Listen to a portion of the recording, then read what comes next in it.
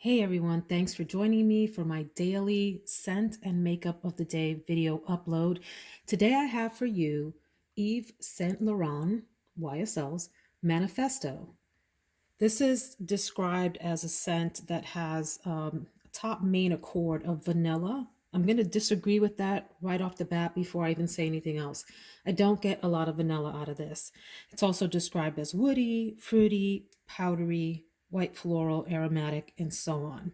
I want to read to you a little bit of the description on the Fragrantica site because I find it interesting. I always love to see how the perfumer describes the scent and compare that to what I think. And so this launched in 2012 and it's described as spontaneous, free spirited, and courageous, a scent full of passion and emotion. And I'd like to say that to me, this is a lovely scent, but it's the opposite of that. I think of this as a bit more refined, reserved, and elegant. This is a light scent that to me is sort of a skin scent, maybe a little bit beyond that in terms of projection, and is very ladylike. So there's nothing, just running free with passion and emotion about this. Although it's a great scent for a day when you would like to smell pleasant and nice, and have an inoffensive scent that's going to take you through the day without filling up a room, making folks around you nauseous, knocking anyone out, or anything like that. It's really pleasant, but it is rather refined and elegant and ladylike versus this image of, running free with passion and emotion. I'm not really sure where that comes from in terms of the perfumer describing it that way. It has top notes of black currant, bergamot, and green notes, and those do come through at the top. It's a very green scent initially. And then the middle notes are jasmine, sambac, and lily of the valley. I think that lily of the valley really shines through in the middle notes and maybe is wrapped with a little bit of that jasmine. And the base notes are vanilla, tonka bean, sandalwood, and cedar. It does have a bit of a woody dry down, but it's almost, and the reason that I chose this color, the light in the background, this is like a bluish violet color, is because this does remind me of the color purple and violet. Maybe it's because I think of, when I smell this, I think of iris, I think of a hint of powder. If this was a bouquet of flowers, to me, it would be mostly blue and purple and maybe cream colored flowers. I hope that helps folks visualize what this smells like.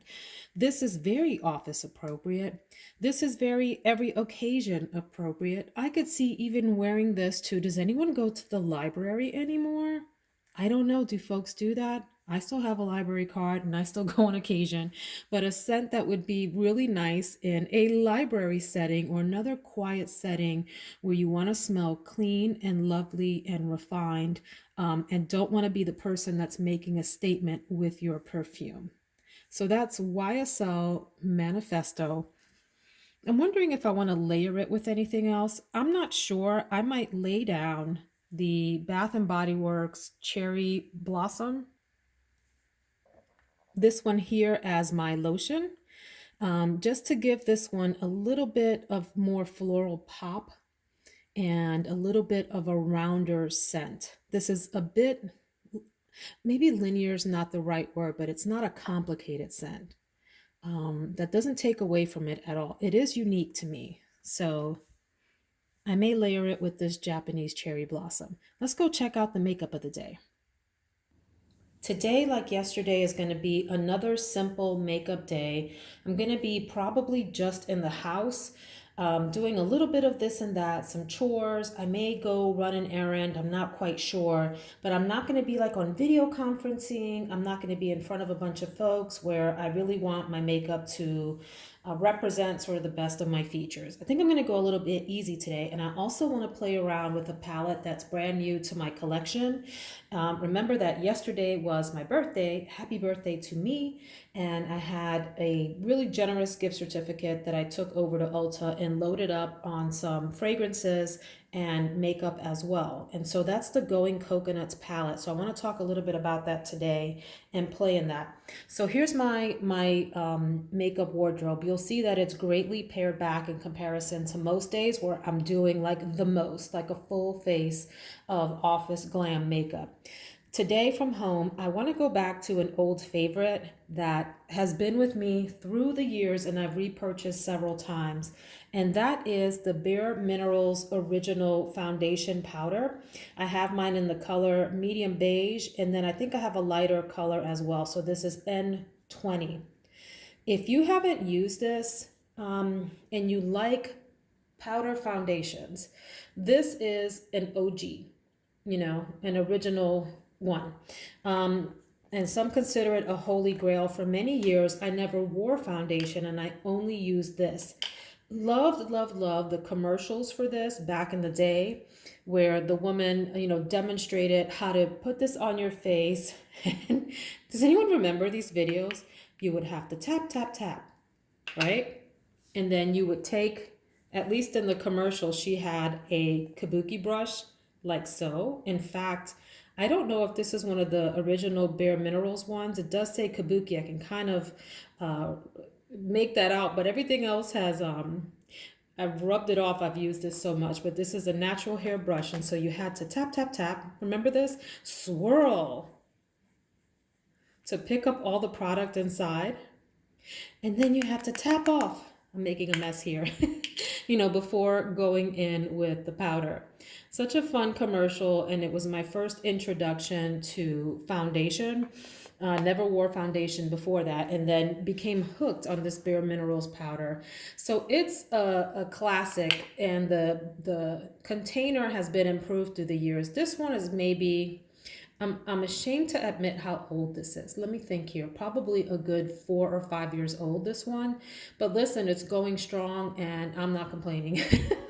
Anyway, it has this great, feature here so that you can close up the holes for traveling and then open it back up. But how you apply it is just how I described. You want to tap it in here. Although I have found a better brush than those old school kabuki Bare Minerals brushes. And I've tried a lot of brushes, folks, but for this mineral powder application, I have fallen in love with this It's called the Buffing Mineral Powder Brush, the number 206. The bristles are closer together. They're more finely packed than this little kabuki brush that I've had. Goodness, who knows how old this thing is. And it just does a really great job of picking up the right amount of powder, loading it up, and you stamp it into your face is how you apply it. You want to stamp it and then you want to buff it out into your skin. And so I think that this powder still does a really nice job of giving your skin a bit of a blurred effect, and it doesn't overdo it.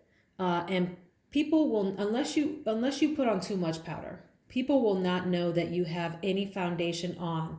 So it does this nice little blurring number, and just, gives you that extra boost of skin self-confidence as you're progressing through your day. Really nice powder. It does take me through a work day, but I have an oily T-zone and it will start to let the oil through. I would say, I don't know, maybe like 6 hours in. Now, on a really hot day, if you have oily skin, you might get into trouble with this earlier. Maybe it'll take you a few hours or 3 or 4 hours for that oil to start to come through. But anyway, on a regular day that's not too hot, this will get me through about maybe 2 or 3 in the afternoon. And I apply my wake up really early. I'm talking like 5 or 6 o'clock in the morning to get my day going. And it will take me to about 2 or 3 o'clock before I start to see, that sort of oily sheen on my skin. And then I would say by, right around dinner time, maybe 6-ish or so, it has, lost most of its power. So this is not an all day thing, but it's great for a day like today when you're just hanging around the house, or you may, run errands, and having A glammed up face for the entire day is really not the goal. You just want to get something on your skin to give you that little bit of extra blur and smoothing out and self-confidence. I am also pulling back out this little number that I've had in my makeup collection. Oh my gosh, it's got to have been 20 or more years, maybe 25 years. And I've had this same little bottle and it's going strong. I hope I got those years right. But anyway, this is the bronzer in the color Warmth from the company Bare Essentials. Bare Minerals face color, and it's the color Warmth. And let me show you how this works. I haven't played with this in a really long time. This is a little bit redder than I typically like in my bronzers. I want my bronzers to lean slightly cool with a hint of warmth in them, more like a caramelly kind of color. This is pretty red, but it does mellow out quickly onto the skin. So don't let that color intimidate you. And so you can use this as a bronzer. You can use this as blush. You can even use this to contour, and I would say only use it to contour if you have a like golden medium skin tone. If you're on the cooler, pinkier side and you have a paler skin tone, that might look a little bit ridiculous as a bronzer choice. I have made a mess. Do you see all the powder? And so, by the way, one of the other fond memories of these Bare Minerals, what used to be Bare Essentials products, is tapping the thing off in the sink before I used it on my face, and there being like this entire ring of powder in the sink, like a big mess that I would have to clean up. I'm a bit more careful now and a bit more sophisticated in applying my makeup, but at the time I didn't, quite know what I was doing. So good fun memory. Anywho, I am going to use the Flower Beauty Flower Pot Powder Blush in the color Peach Primrose. Another safe buy from the drugstore, not expensive at all. Maybe paid under $10, somewhere between $5 and $10 for this. I want to say about $6. Guys, I make up these numbers, okay, on my videos of what I paid for things. So today it's $6. Next time I use it, I will tell y'all I paid $8. But it's in the range, all right? It's in the range, so hang with me, I'm trying. Anyway, this is a really beautiful, simple, peachy color with a hint of pink in it when you want something that leans a little bit warmer and doesn't, overwhelm your look with too much pink. Fun little pot, and I just love the impression, the stamp of the flower on that. For my eyelashes, I'm going to use the CoverGirl Exhibitionist. I just broke out this new bottle. This took me a while in terms of the learning curve for this. Mel Thompson turned me on to this, and I tried it out, and I thought, I'm not really sure if I like that.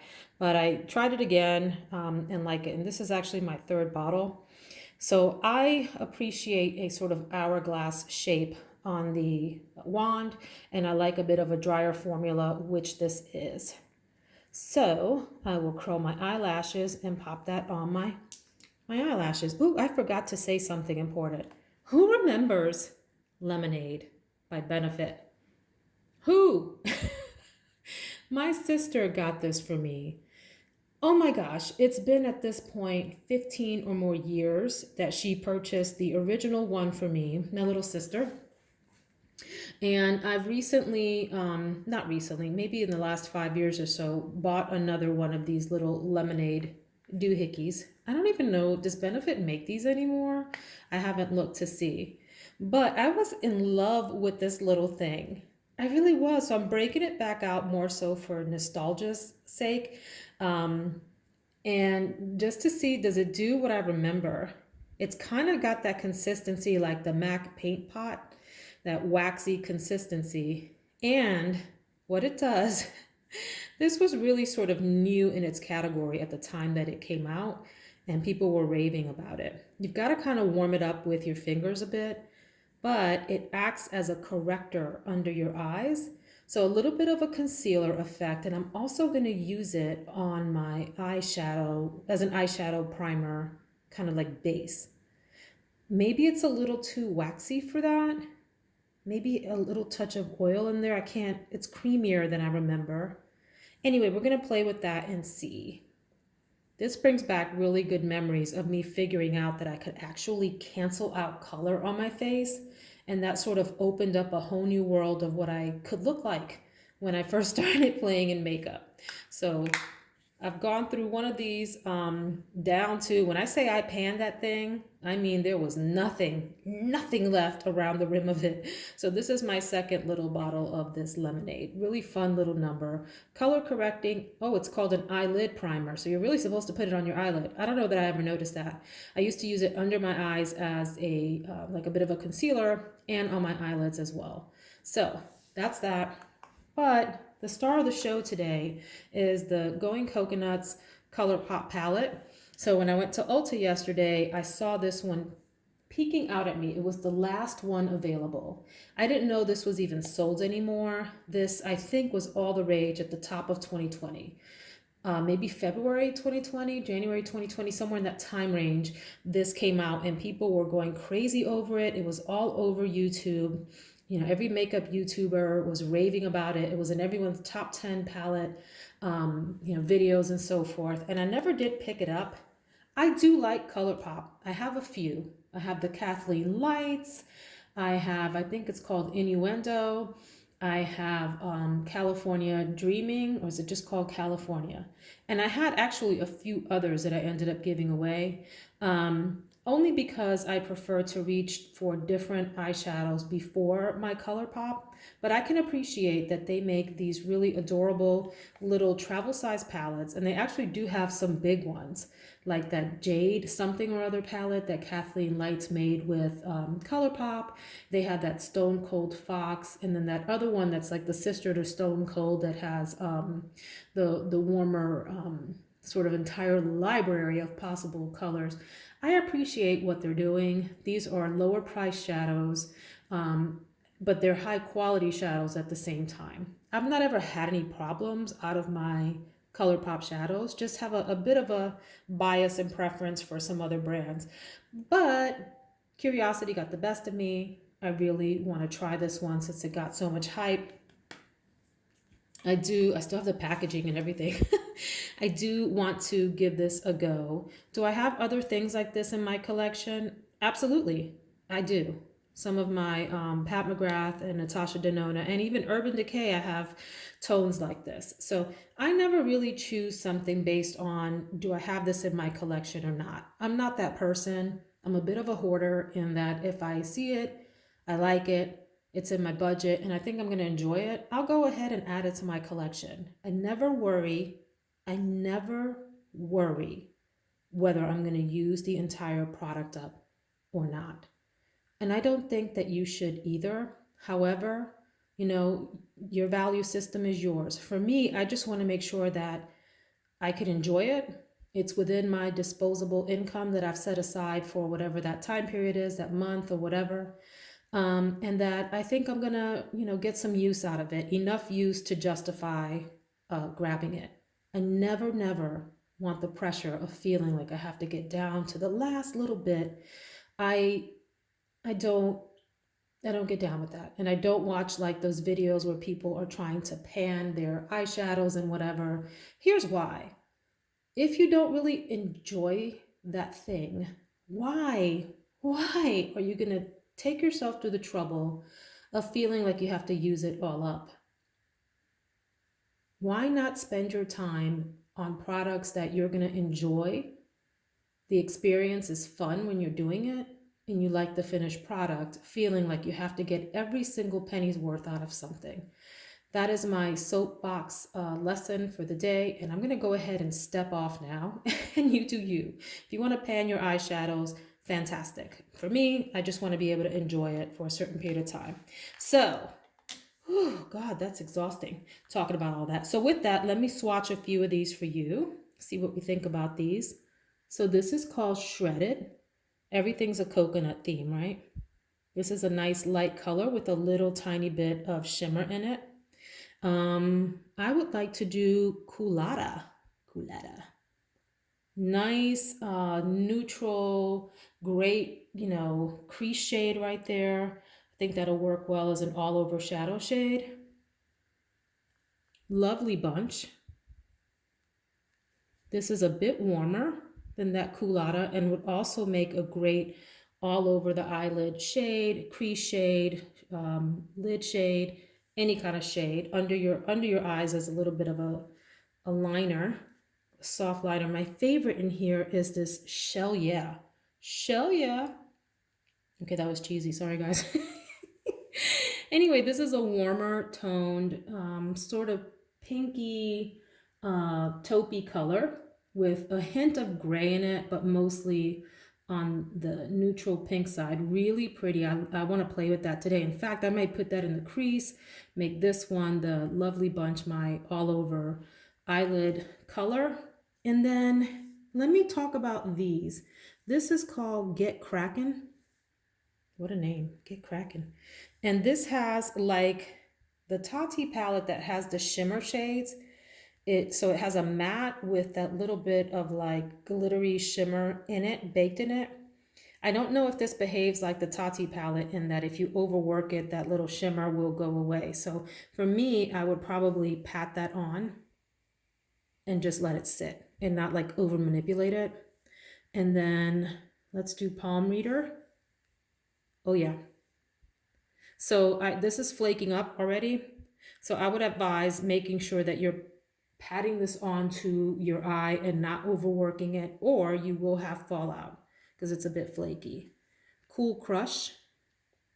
That's nice. That's going on smoothly, really soft and buttery, sort of a champagne-y gold with pink. And then finally, Da Coco. Da Coco. Ooh, that's also pretty too.